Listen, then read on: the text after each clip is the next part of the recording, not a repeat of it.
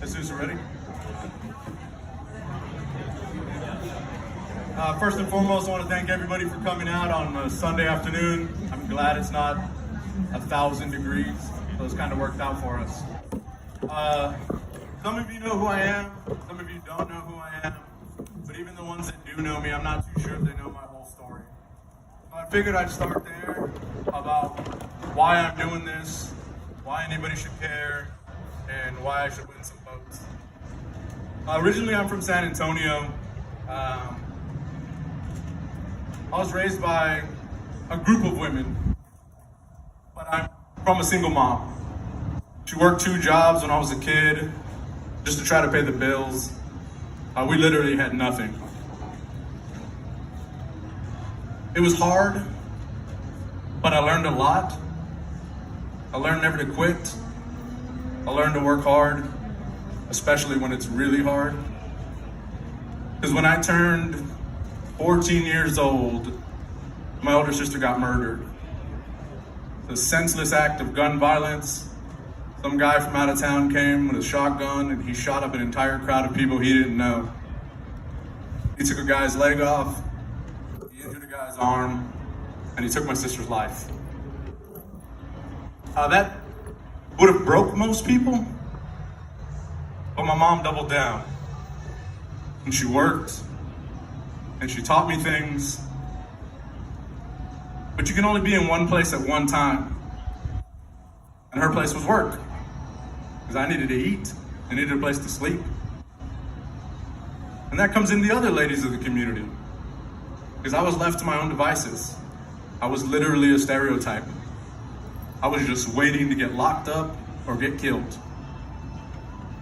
And these 5 women, one of my brothers is sitting right there, slapped me in the back of the head and said, no, you're gonna do something, anything. And they held me by the back of my nape until I graduated from high school, riding me the entire way. And we're still poor. So college is a dream.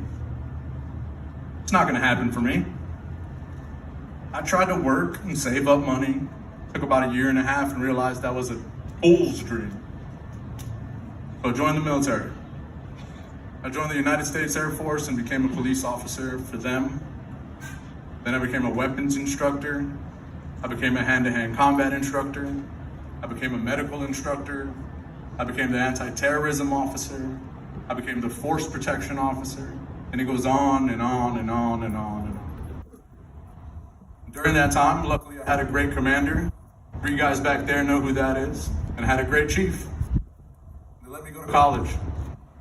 I graduated from the University of UT in Austin in 2 years because I felt behind. All the deployments and all the TDYs. I was 24 years old before I stepped into a college school. After that, I wanted to go to law school because I had seen it already. I had been wrongfully accused of things, racially profiled, stopped, detained.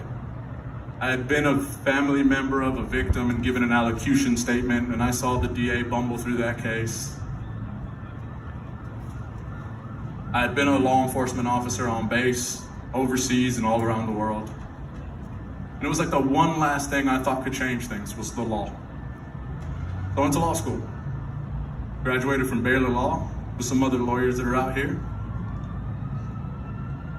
Still in the military, so nobody wants to hire me because I can deploy at any second. So I take an internship in my 3rd year up in Williamson County, and I get mentored by this lovely lady over here. And she taught me what it meant to be a prosecutor. I went from the classroom to the felony division. It was like, here's a murder, here's some child things, here's some trafficking things, learn. And we learned. She taught me so much. Just another woman in a long line of women who have shown me what I need to do. I worked for a big firm for a little while, and I didn't like how that went. So I hung my own shingle, did my own business. In that process, I met the current administration's DA, and he asked me for help. He wanted to be the district attorney of Hays County. So I campaign managed for him. We went, we shook hands, we knocked on doors, and above all odds, we won the election by a landslide. And he's stepping down.